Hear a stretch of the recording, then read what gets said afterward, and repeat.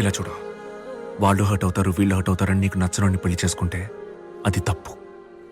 తొక్కలోది ఎవడు హర్ట్ అయినా పర్లేదు, నాకు నచ్చినోడినే చేసుకుంటానని నువ్వు నుంచుంటే అదే కరెక్ట్.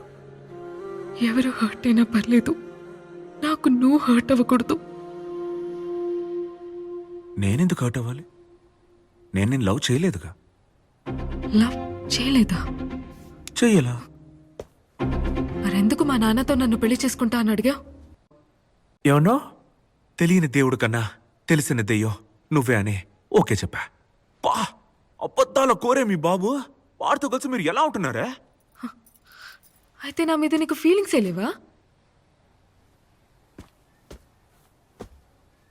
అప్పుడు చెప్పిందే ఇప్పుడు, ఇప్పుడు చెప్పేదే ఎప్పుడు. నాకు నీ మీద జీరో ఫీలింగ్స్.